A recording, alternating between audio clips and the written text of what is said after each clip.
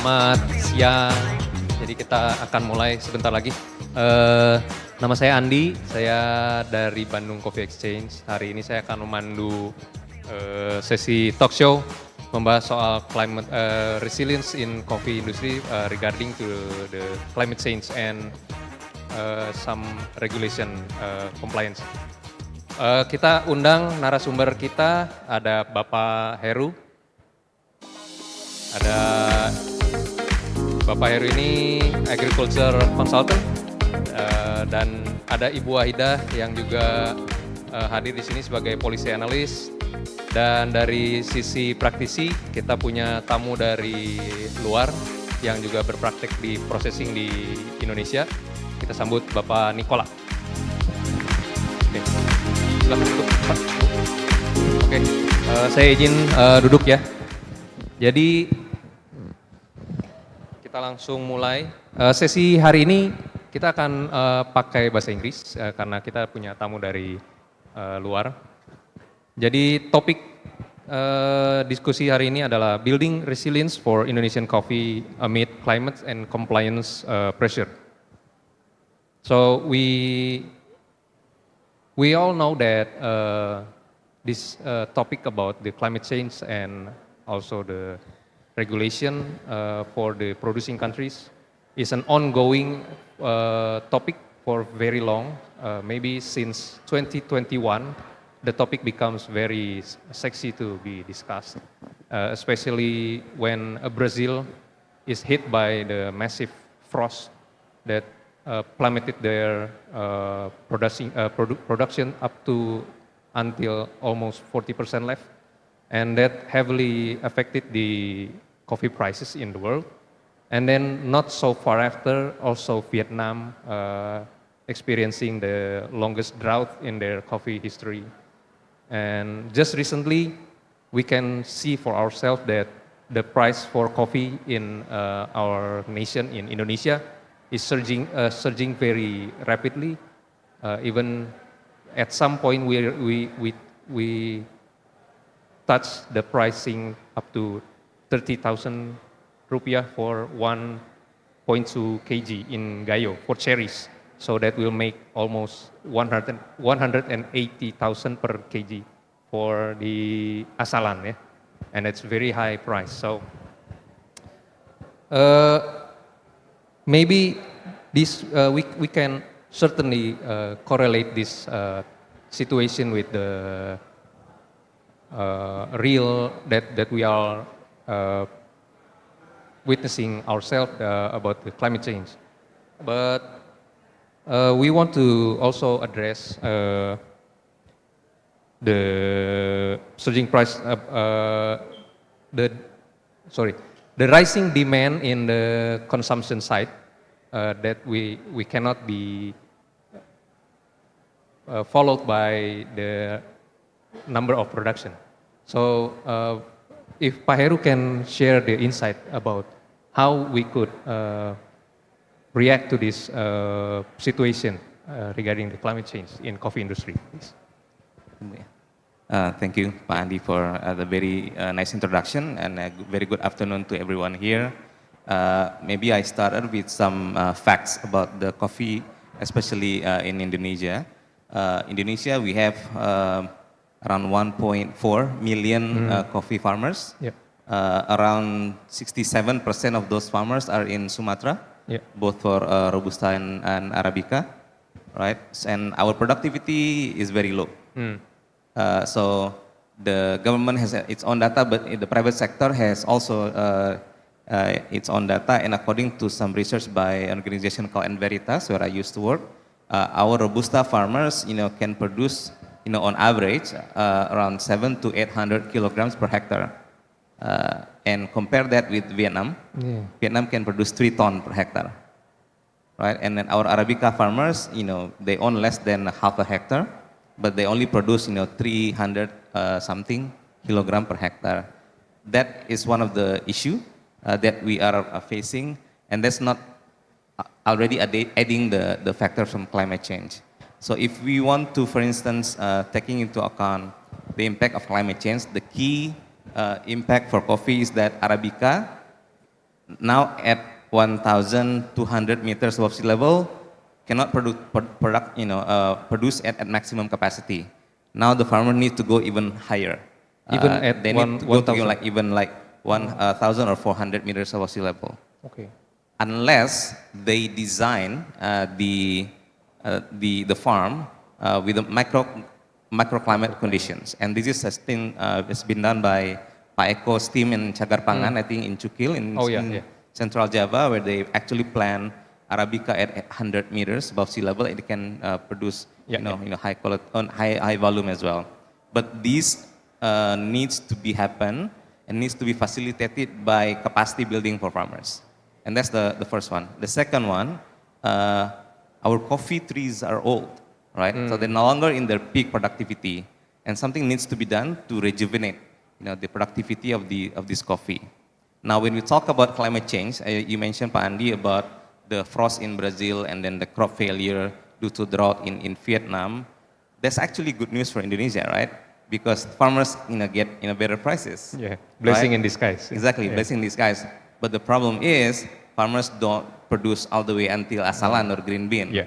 They sell like either cherries or gabah. Yeah. So it's still a fraction, right? And they don't necessarily aggregate, in the big amount. So if there's a windfall in the increased prices of coffee globally, the farmers maybe get 20, maybe 25% of the windfall. The rest are getting accumulated by the aggregator. And I think that's a big problem. Now when we're talking about EUDR, EUDR is the European Union Deforestation against regulation against deforestation. And the principle or the objective behind the regulation is actually to help countries globally to commit more on climate change, in this case through a supply chain sort of like compliance. What they mean by that is that by 2025, now it's being delayed again, right? By 2025, there should be no coffee that has grown from the forest, area that was previously forest. So the cut-off year was I think January 2020 to be eligible for 2025. The problem is that in Indonesia, actually, 5 years ago, the coffee is not the main driver for deforestation. I think the main driver is like palm oil and other commodities. But as the coffee prices we're seeing today getting like even higher, now there's some conclusion among the people in the field let's plant coffee. And by doing so, the decision they clear forest. Unless it's an agroforestry, then it's a detrimental effect to the climate. What people, I think, don't necessarily take into account is that when they clear the forest, the problem of climate in that area will get worsened, right? So they need to even find an even higher place again. So we see that the solution is actually not about expanding the coffee, but how we actually intensify our productivity within 1 hectare, and there's a lot of room to grow. I think we are happy and we're blessed in this room. We have one of the coffee legends in Indonesia, Pak Surip Mawardi, who's experimenting a lot of coffee. Maybe a big hand for Pak Surip. Another applause for Pak Surip. Who is experimenting, and I think according with Pak Surip sort of like in a system, I think we can grow like 1 to maybe 1.5 ton per hectare. So if we compare that with our average number, that's already 5 times. Yeah. Right? So if we can, leapfrog into the 300 kg to 1.5 ton per hectare, then we don't need to deforest, right? To grow coffee, and the farmers can get more productivity and get more revenue, and they should be happy even with slightly lower price, right? And the industry should also be happier. Yeah. Right. Also, the WCR, the World Coffee Research, recently just released the calculation that if we increase the production, we can cut the carbon emission of the coffee farm up to 30%. Yeah, so that's a big number. Yep. So also Pak Heru just recently mentioned about the EUDR. Maybe Ibu Wahida from as a policy analyst can tell us more about, this is something new that come as a surprise, because suddenly the coffee producers think that, oh no, we cannot export to the EU. Actually, what is EUDR and what is the positive and negative if we follow or if we comply to the EUDR? Okay, thank you very much, Mas Andi. Actually, I was in EU. I was the agriculture attaché for European Union at that time when the resolution that rules of the EUDR started. So actually at the beginning they just talking about, I think this is how the EU works. 10 years ago, maybe 10 years from 2019, the massive discussion is illegal logging. Okay. Then starting 2017, they move into deforestation become the biggest issue. And the way that the EU introduced the EUDR is there is a consumer-driven, there is a demand-driven from the consumer that really concerned about the agricultural commodity that they imported and become their consumption. So that's the idea from the beginning one. Then there is a strong demand push from the consumer to really implementing what they call as traceability system. Then the commodities pop in. Based on the FAO research at that time, they identified 8 different commodities, and then beef, soy, corn, coffee, cacao, rubber, palm oil for particular, and also the forest product. And the EUDR we implemented from the bean until the coffee when you drink. I mean, there is the derivative product. When you talk about the cacao, the EUDR implemented from your cocoa bean until the bar that you consume. That's how they would like to introduce the regulation. The problem is then it is important from Indonesia, they really would like to make sure that the farm is not coming from deforestation area. So they put the bar after 2020. So if the plantation was developed before 2020, first indicator, it's fine. Then the second one is the geolocation, to really make sure the location is not in the forest. But then when I read, the most recently, whatever related with the EUDR for us, the Indonesian the farmers itself, they has to face 2 different things: the legality of the land and the geolocation. Whatever the commodities, the legality of the land that the most hardest compliant for the farmers. The other things that from the EUDR itself, for sure it will attack the farmers. But then some from the other discussion, I also heard that actually the EUDR bring Indonesia to the traditional, the way how we farming the coffee.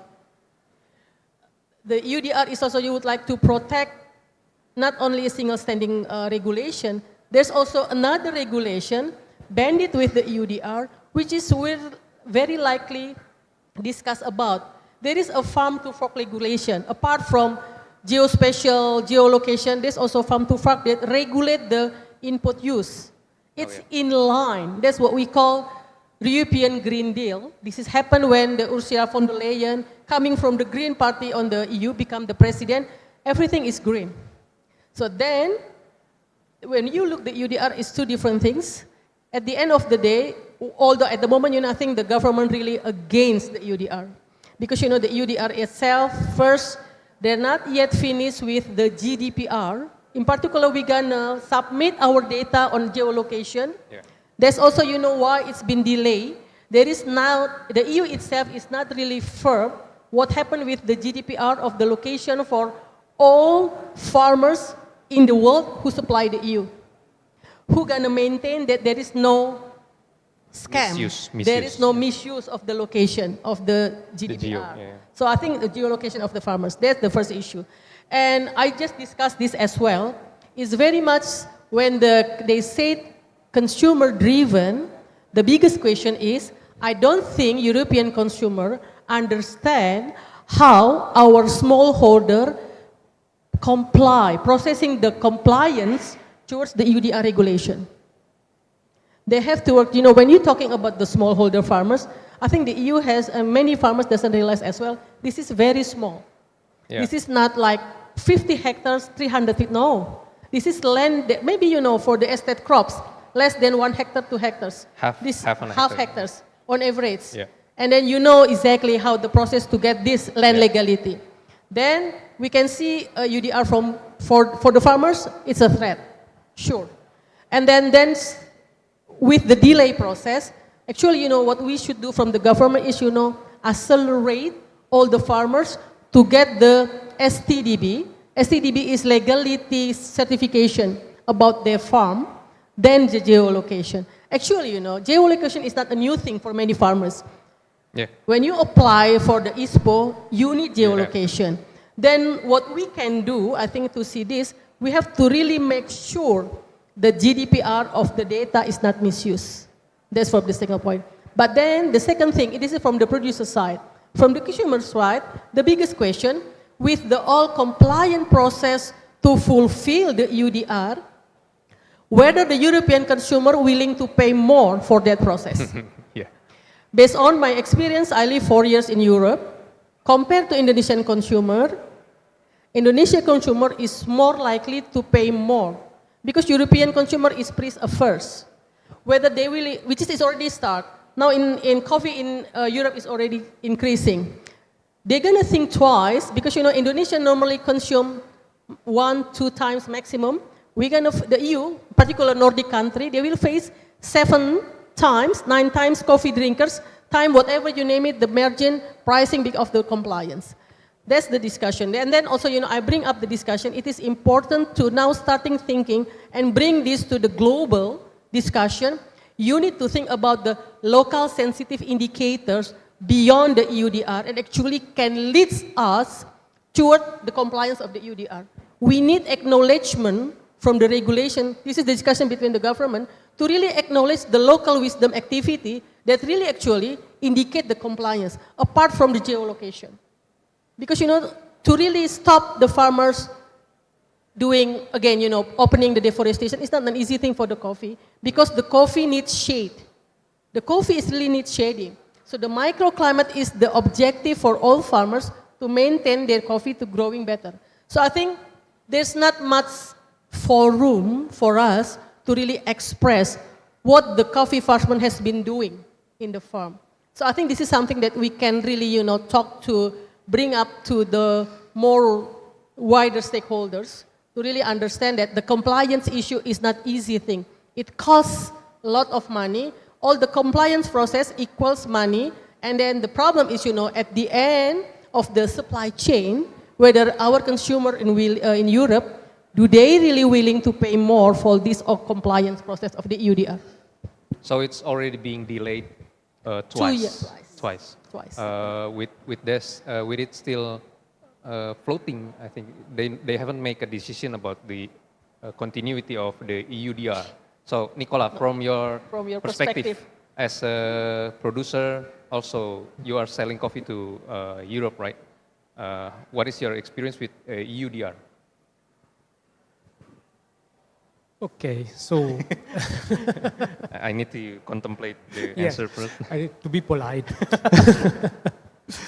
UDR is, from the, let's say, processor standpoint, a very good idea managed in one of the worst possible way. So the idea behind is very good, is try to protect the environment, the biodiversity, the forest, but whoever prepare and wrote that regulation never been on the field. Yeah. They don't know what happened out of Europe. And it's funny that, and as a European, I am a little bit ashamed about that, this kind of regulation comes from the continent that cut all the forests, almost 100% in the last 2,000 years, and now asking someone else not to do the same, and maybe force them. So it's a kind of a strange way. I think that if we only take UDR as a single regulation by itself, it will be nothing more than a kind of bureaucratic practices that will impact on the final cost of the coffee. And small farmer, small trader, so for the big company there's no problem at all. For the small farmer, the micro farmer, the small producer, the small trader, they will find a way to work around as any other certification and as the other regulation. And no one from Brussels or from wherever can find it out. I have one field that has not been deforested in the last 5 years. Production average is 300 kg. Yeah. Perfect. 10 field will go there. The average production will be 3,000, and I'm done. And no one can say it's not true. So if we only consider that, I think the impact at the end will be just a bothering bureaucratic practice with no real effect on farmer, on trading, and unfortunately on the environment. Yeah. But if we all together consider this as a possibility, as an opportunity to trigger a change here in Indonesia, that will be perfect. But as Paeru say, plantation is becoming old everywhere in Indonesia. We have many data, but not the basic one. We don't know how many trees per field, average. I mean, with very few exception of skilled or hero farmer. If I go in Flores where I'm working, 95% of the farmers, they don't know how many trees, they don't know the varieties, they don't know when the exact date when each single tree have been planted, and probably they don't even know the history and the record of harvest of the last 3 years. They remember that year was good, that was bad, but not the real amount of ton or kg per hectare that they had. So if we use this traceability and request of traceability to start working with the farmer, and this is especially on the producer, on the cooperatives, on the, let's say, village level, so whoever is closer to the farmer, if we use this to start moving the culture of cultivating coffee to the next step, this will help. Will help because we will have much more control on the single field and the single farmer. Control, it doesn't mean they do what we like, but we know what happened here, there, and there. We know that, Typica in Flores is much more resistant to rain, while Linnaeus, it can resist when the temperature rise. So depending on what we expect to happen in the next year, we can point on this side or that side. And also, we can close the gap with Indonesian competitor, Colombia, Panama. There's no reason why they can sell coffee $300, $400, $1,000, $30,000 per kg, and Indonesian cannot. It's a quality issue because we don't control the process. We don't control the process since the beginning. So if we consider UDR just like, okay, another document, another paper, we will do, someone else will pay, and it's done. But if we consider this moment like, okay, let's use it to change something, start working from the field, because we cannot change the result on the coffee if we don't start from the field, probably this is the right moment. And maybe we can also try to have an impact on the quantity. Based on location, based on farmer, based on the coffee you want to have and the customer you have, we can decide, I want to go straight to 2,000 kg, 3,000 kg per hectare. So that means I have to plan my plantation in this way, or I know this coffee can produce his best with 300, 400 kg because it grows in a super dark, super shadow. So it cannot be more than this, but the quality can rise and I can market it at the right price for me, for the farmer, for the trader, for everyone. So the result will be each single coffee will have a different positioning on the market. Why we cannot do it today? Because the reputation of Indonesian coffee is not there abroad. We know what we have. We know here in Indonesia. But when you go abroad, the reputation is not the same as other country. One of the best compliment my customer give to our coffee when we sell in Europe, and is a compliment for them, but I take it like a personal offense, is that they say to me, this coffee, it doesn't taste like Indonesia. It tastes like Colombia, it tastes like Ethiopian. And for them is a different kind of coffee. I totally don't like it. I would like, they say this coffee really tastes like Indonesian coffee. Yeah, understood. And even more like Flores coffee or Gallo coffee or Toraja coffee, because the big difference and the big potential advantage here in Indonesia is that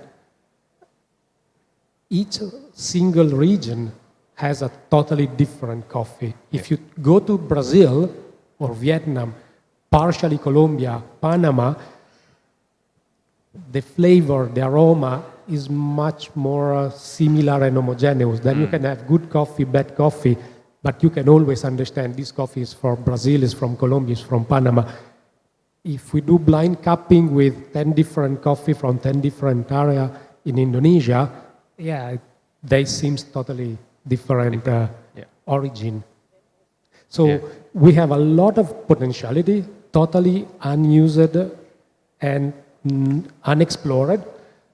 And I think that this moment with the UDR, with this kind of request, we can use them to trigger a jump to move to the next step in our production.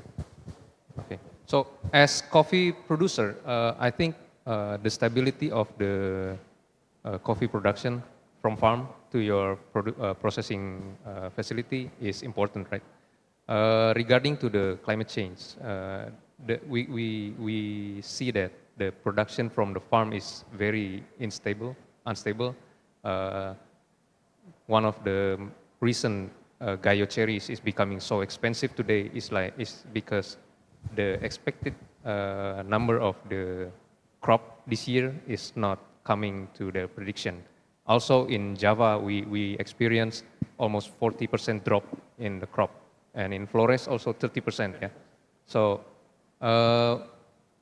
with that instability, do you think the farmer also can enjoy the rising price of the cherries? Because they do get more in per kg price. But in total, I think it's going to be the same, right? Unfortunately, coffee is an agricultural product. And agricultural product, they are always under the threat of weather and climate and so on. So you will have amazing year, you have bad year, and this is part of the game. The big difference with rice is that rice is faster, jagung is faster, coffee like vanilla, like cocoa, it's quite slow. And so I think, again, compared to other countries like Brazil, Indonesian plantation, the typical one, are more resilient because they grow into the shadow.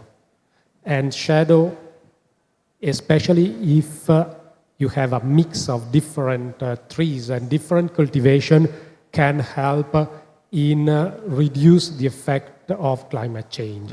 Then, of course, if you don't have a raining season, or if the raining season is 12 months, you have no defense. So climate change is global, and whatever you can do locally alone is very minimal to fight against it. But for sure, having the cultivation into the shadow and as much agroforestry as possible, that will help. Increasing the regenerative practice, that will be the good thing. The only way I see to help farmer in somehow balance the effect of a bad year is don't go toward monoculture. So especially if we do shadow and agroforestry and regenerative, always add some income sources. Could be fruit plantation, fruit trees used as shadow, could be chabe, horticulture, whatever can be cooperative with coffee. Of course, doing that, you lose, again, some productivity on coffee because you need some space for the other. But at the end of the year, the income for the farmer will be safer. Maybe not safe, but safer. Maybe Pak Heru Yeah. to add something. If I can add to that, I think before maybe 2019 or 2018, typically we're seeing a cycle of like 3-4 years. 4 years, of harvest. yeah. Like during that 4 years, everything will be balanced out. Yeah. I think now what we're seeing actually slightly longer period of instability, but we don't know yet at which level it will be balanced out. We will And I bounce in, think the issue is that it will be maybe slightly lower due to the higher temperature, but as you mentioned earlier, prices are increasing. So in the area, let's say call them a buffer area, so area like between 800 to 1,100 meters above sea level, farmer will come to face this decision whether they should keep their Arabica coffee or whether they should grow Robusta coffee, because Robusta is also increasing in prices. It's good Robusta price. prices is already now 3 times what it was like 4 years 70%, ago, right? And Robusta typically get more yields per hectare. Would that be a solution for farmers? Of course, there's always a solution, as Nicola mentioned, of diversification. Farmers in Gayo did this with avocado, and farmers in North Sumatra did this with their horticulture. But I think the main issue, I think, remains unaddressed. You mentioned WCR earlier. I think they issue a more newer climate-resistant variety, Yeah. I think 1 or 2 years ago. Yes. But that climate resistant variety has not yet been adopted, especially in Indonesia. And where and how do we start to adopt this climate resilient variety? I think the next homework for us, Yeah. after the UDR, and who will sort of like becoming the front runner or the one that lead the coffee sector to help adapt and mitigate against climate change. I think there's no easy answer to that. We cannot rely on, for instance, government loan to do all the replanting, provide all the varieties for farmers, do the capacity building, but the NGOs, the private sector also needs to do their part of the work, because for many of the private sector, I think the key business models for coffee is not the variety, right? It's not that, oh, I have these 20 different origins and then I have it always on my store, but the cup that gives you consistency, right? That the customers know Cafe A has this kind of like cup, and then they also go because they like that cup. With climate change, that consistency will become a lot more harder to get, right? Because now you have, for instance, before you only source from like 50 farmers, now you need to source from 100 farmers. So increase the variability of the coffee, and the cup, could be, go either way. It could be, get better or can get worse. And then there's a lot more uncertainty in the business side of things. So for the industry, I think that this UDR, I think for me, is another look at sustainability and traceability, and the industry needs to adopt this within the business. And we also don't want to, for instance, we comply with the UDR, right, with its current sort of like scheme, but now the domestic consumers drink coffee that come from deforestation. That's not the solution, right? I think the consumers domestically need to also understand that what they consume affects the environment, and they need to be also educated about this topic. That's why we're here. Yeah. So during these uncertain times, we know that coffee is a livelihood for the small farmers. Is there any regulation, like we know that in some area of horticultures that there is some kind of insurance for the farmers when their crop is failing, they will get a certain amount of money. are we seeing, can we see some regulation in the future that this also apply to the coffee farmers? It start actually. Actually, I think the most prominent for the, we call it agriculture insurance, Yeah. is already starting for food crops. Or only food crop? No, and the second one is livestock. Okay. So I think those two already, very famous for the agriculture insurance. But then I think when now the farmers start thinking about the threats, try to starting thinking about how to anticipate their production, it could be, starting going to the insurance. Okay. Because it's really effective for, in particular for the livestock, during the FMD, the foot, mouth, and diseases, Oh, yeah. and attacking beef cattle and dairy cattle, those insurance is very powerful. Yeah. Again, with everything related to the farmers, it is important because the way that the farmer learn is seeing is believing. Yeah. So they really would like to see there is a start, The result, his colleague, to really, starting implementing the agricultural insurance. Then for sure they can easily, because it's really protect their farm and protect their income too. So this is something that we can educate the farmers. So I think there's a growing opportunities there. I think, I think many farmers at the moment are also very when they have the farm now and they knew the market, in particular the millennials one and the young farmer, they knew exactly what is variety they really would like to cultivate it. And for sure they're gonna, starting thinking about the sustainability, because I think the demand in particular, in the big city, really understand about those and become, like a new lifestyle.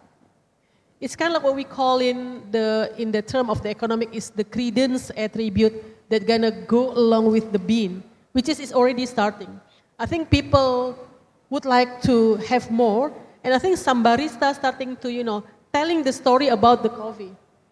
This is something that adding creation of the value of the coffee. And that makes, I think, now we have a massive cafe, and also, a lot of people really through, what is the difference between this coffee to the other coffee? What makes you more favorite this coffee than the other coffee? Now I think the consumer in Indonesia in particular starting to really understand what are the single origin all about.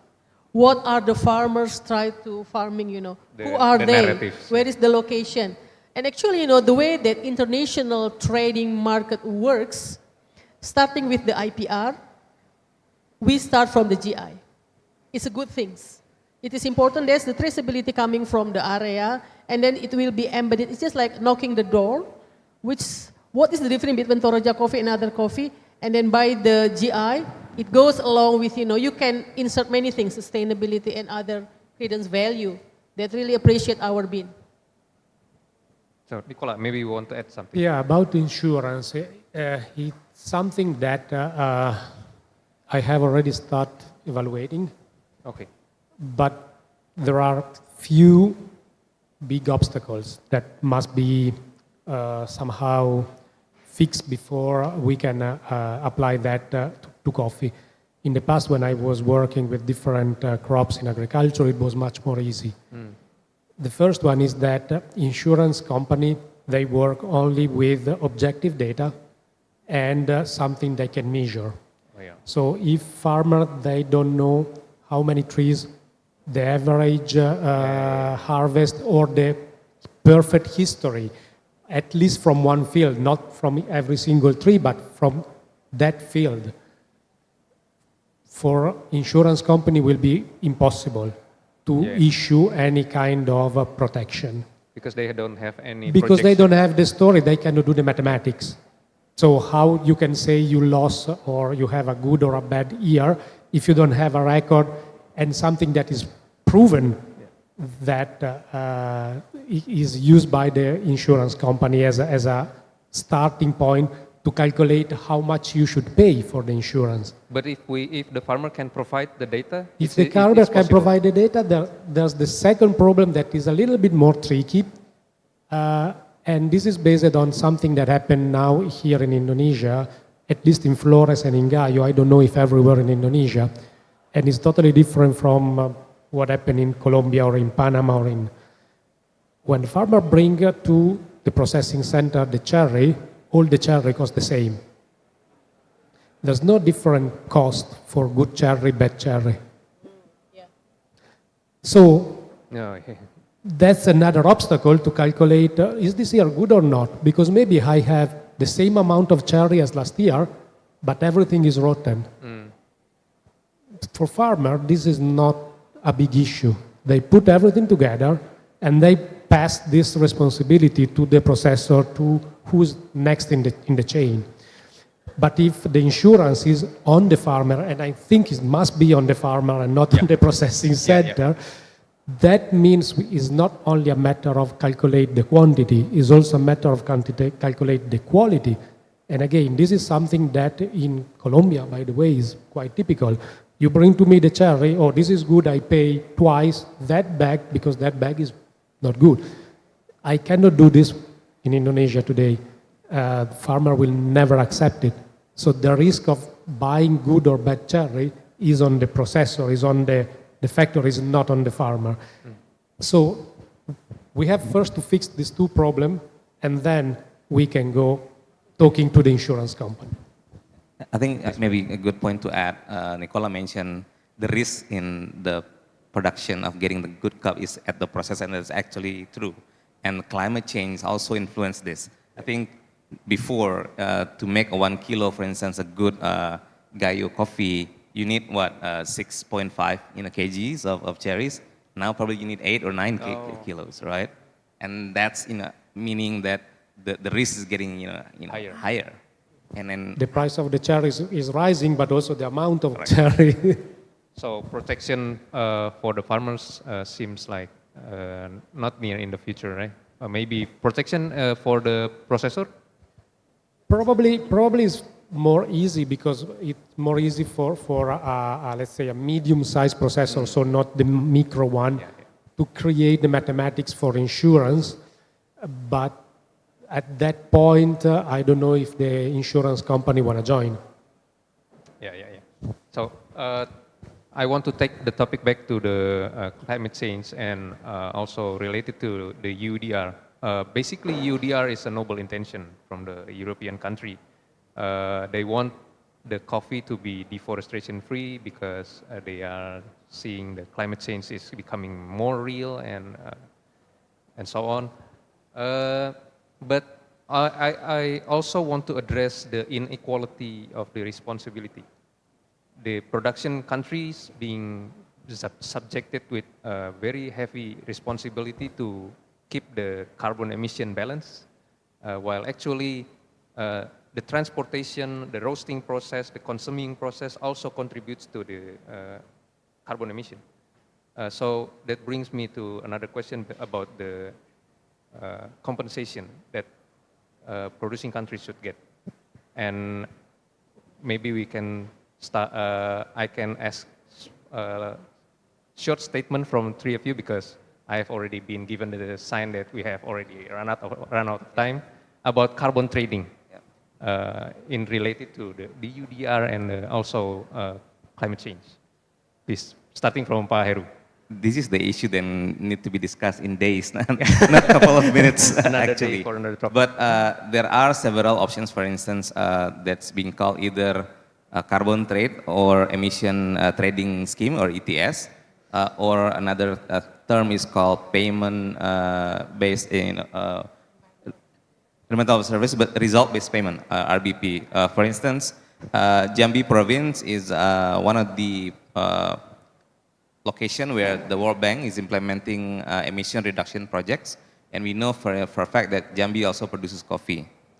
So the government of Jambi, if they achieve the target of emission reduction, the government on behalf of the entire province would get a credit of financial transaction based on that achievement. Now, when we talk about the smaller level, I know, for instance, that Ricolto, has facilitated this result-based payment with Kerinci Barokah Cooperative in Kerinci, in Jambi, where one of the coffee buyers in Belgium, Sukavina, is actually providing some support in terms of like the coffee that they're buying from the cooperative, and they give back some support, not in money, but in terms of like seedlings of the trees that can be grown in the coffee farm in terms of like the avocado. So it's not directly a financial transaction, But in the future, it can be, because at the moment, with the new presidential regulation and carbon economic value, agriculture sector, especially the estate crops, are becoming a good opportunity to execute this. But then the big homework at the Ministry of Agriculture at the moment still is the minister regulation on carbon trading in the agricultural sector. I think once that's opening up, I think we can have more longer conversation about this topic. It necessarily one of the issue, but let's say you are adding another layer of difficulty for farmers, because carbon trades maybe require a lot more complex Procedure, monitoring, reporting and verification methods compared to sustainability criteria like rainforest, fair trade, or like the EUDR. So pick your battle, I think.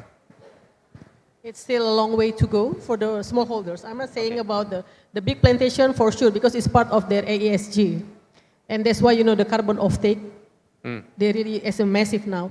But I think for the farmers, the initiative is there. When doing the shading, they keep planting the tree. At the end, it's a co-benefit of having the shading for your coffee. We're making a microclimate. The co-benefit is, you can sell the carbon. But then the process to be able to become a tradable in the carbon market, there's a long process, and then it's required also quite a lot of money as well. So okay, Nicola. Well, I'm not a big fan of carbon credit, because it's a way to compensate again. So it allows someone somewhere else in the world to pay so they can keep polluting somehow, while it would be better to switch to a different logic. But it's a policy that is there, and from my standpoint, farmers shouldn't, and this is for coffee or whatever else, they shouldn't start thinking about carbon credit as a first target. So first, start the new plantation, start the new agroforestry project, do whatever you like, and then if there's the possibility as a benefit, that will be something that can be evaluated. I don't think it will impact directly the smallholder farmer that are the 90+% of the coffee. So in order to do that, probably there's the necessity of some kind of organization on a larger scale taking care of it, because it will be, in any case, way too complicated for smallholder farmer. Okay. So I think we have run out of time. It's time for question. If any from the audience have question, we will take how many questions? 2 questions, please. Oh, okay, Mr. and Miss, please. Starting from, Okay. Hi, my name is Gina. I guess I had a bit of a question about diversity and resiliency and production, sort of, because the impression I get is like, okay, higher production means monoculture, and that's the reason why you have higher yields in countries like Vietnam and Brazil because of monoculture. But at the same time, because of that, it's less resilient to climate change. So it kind of seems like it's the opposite to each other. Is there a way for, like, I guess permaculture, horticulture, and like shade cropping, like that seems like a good solution going forward. But is it like, does that necessarily mean that higher diversity, like I say, more resilient method means lower production, or not? Is that like, is there necessarily contradiction with each other or not? So, that was. I think I got your point. I think Nicola. Okay, so we take another question first. Right. Thank you. My name is Endro. I work in an organization entitled Edu Farmers. Okay. So I want to raise the elephants in the room. The first one is about living wage. Like when we talk about farmers doing sustainability practices, but when their farm doesn't give them a living wage, then it might be very difficult. Because my experience with, for example, cocoa farmers, they will only practice good agricultural practice when the price is high. It's good, yeah. But when the price is low, then they just abandon their farms. And then the second, which is the implication of the impact of this living wage not being addressed right now is now we know that the average age of coffee farmers in general is like near 50 years old, yeah. Which means that when we talk about sustainability, it will be 30 years, 40 years from now, and we need younger generation of farmers to, to really get involved in sustainability practices. I mean, because there are like for older farmers, it's not easy for them to learn new things, yeah.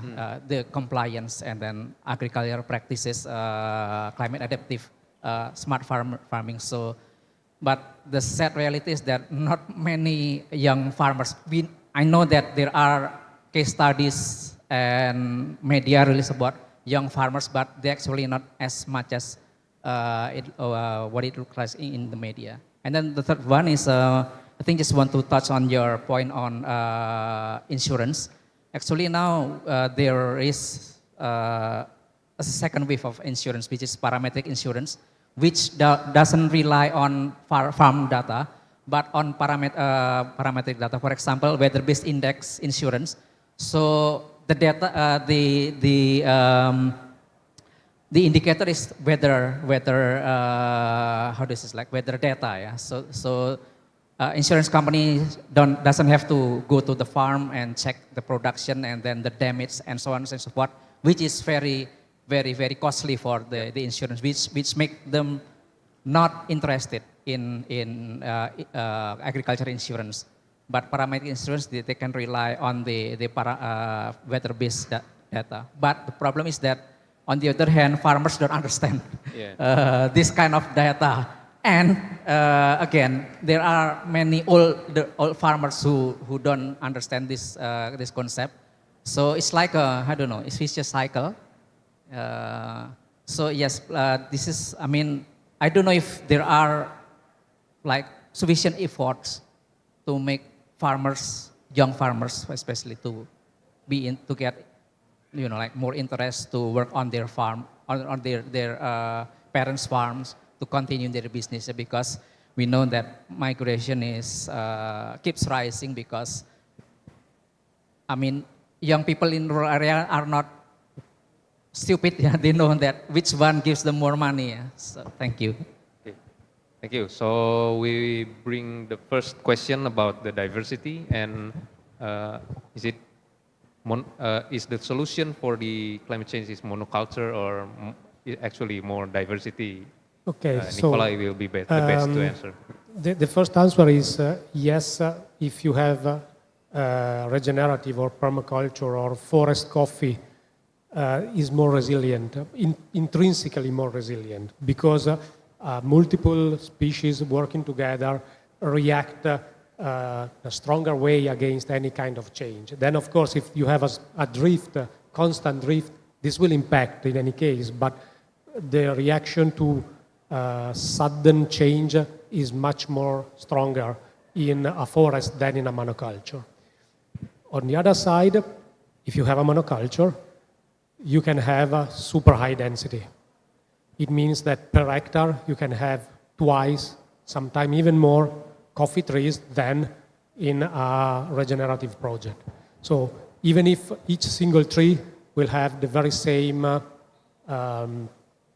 productivity at the end of the year, on 1 hectare, the productivity of a super intensive monoculture under the sun plantation in Brazil will be by far higher, and will be impossible with forest coffee or regenerative coffee go to that level. You can approach it, but you will never be there. Third, the more species you put together, the more space you have to host. Of course, you have to choose the best non-competitive species, but cooperative species, so they help each other. So the fact is that at the end, you will have probably a better coffee when you have a multicultural plantation, the aroma will be more complex. But it takes more time to develop. So it's also slower. So there are many factors to say, yes, probably a coffee that grows under the shadow, into the forest, with regenerative practices will probably be better, but if from 1 hectare, I will never have what I have from 1 hectare of super intensive under the sun plantation. So I think there's some overlapping issues between the two questions. So I think what Pak Nicola mentioned is interesting. For me, if we actually compare the productivity by tree in the two systems, maybe you have a higher productivity by tree in the diverse and agro-shade system, and that's good, right? Because there's more trees and there's more stress to the environment if you have a monoculture. And monoculture is more susceptible to climate change, hence additional risk for climate change. So you could actually, at the end of the day, getting more from an agroforestry system than a monoculture. But it's also important to look at it not only based on the productivity metrics. You need to also looking at from the farmer lens, which is income. So from 1 hectare of plots, how much money I can get. So I can get, for instance, 30, 40 million from coffee, but I can also get 12 million from avocados, which is better for farmers, right? And that, I think, will speak better to the younger population because they need, more like job security and whatnot. I think the key challenge for young people is that agriculture is a slow process, right? And if the younger generation is very subscribed to the instantaneous gratification of money, I think many of the younger generation wouldn't go into agriculture, and that will become a challenge. So how we turn, for instance, a YouTube frenzy generations into adopting a slow living, less stressful, farming sort of household, I think that's the bigger questions. Yeah, I think to complement some information from Mas Heru, Kerinci Barokah in Jambi is a very good example. Yeah. Because they're implementing payment environmental services, so apart from the coffee, they also bring the avocado tree. What they planted now is has avocado, which is consumed for your salad. This Kerinci Barokah, the farmers, young one, Pak Triyono, now he upskill himself to become a Q grader. Then it attracts people in the surrounding who also willing to become a farmers and starting become a Q graders. When I visited their farm, they're doing a cupping there. And now they highly connected with the international market. And they all bring the process, the ideas, the credence, the attribute coming from the international market, bringing to the local area, and they're starting doing the digitalization. So I have another project with the digital, we call it Digital AgTech project, and actually this is kind of like the room for the young farmers to be starting involving to the ag sectors.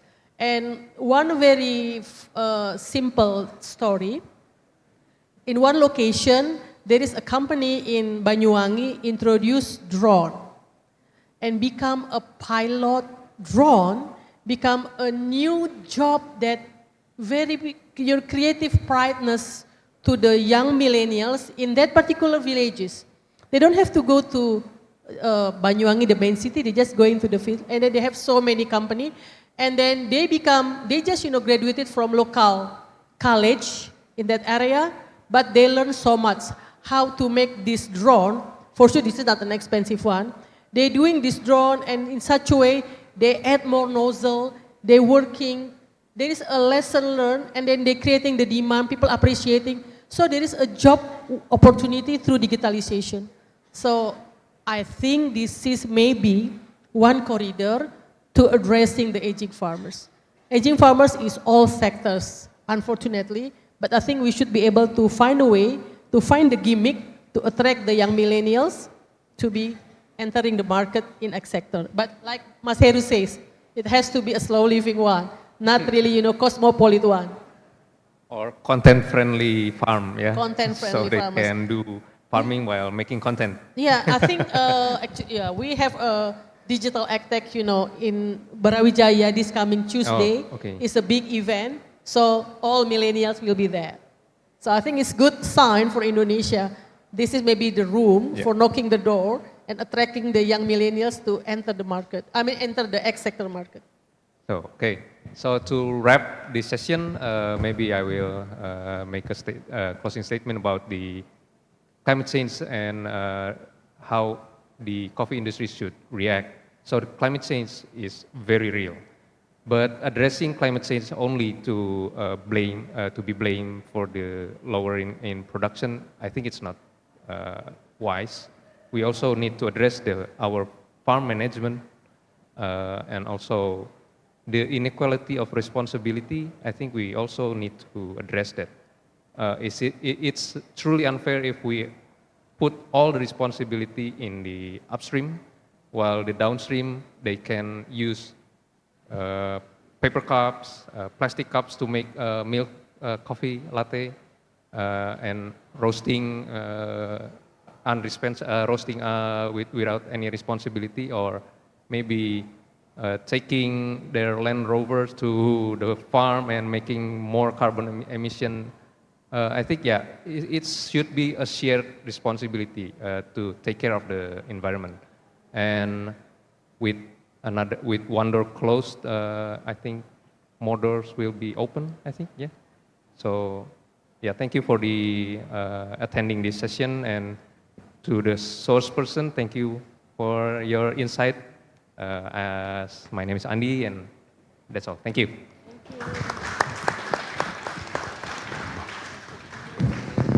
Thank you, Mas Heru. Mas Andi, thank you ya. Terima kasih banyak. Ya, mau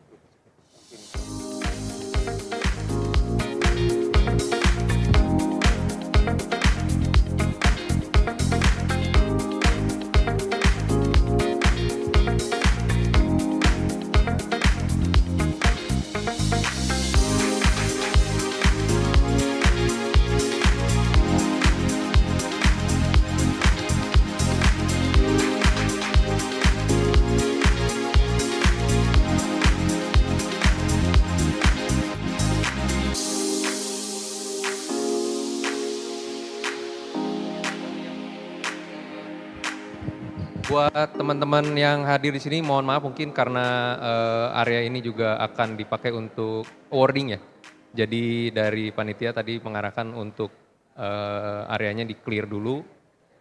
Berikut, habis ini masih ada sesi satu lagi, tapi untuk sekarang mohon di clear area.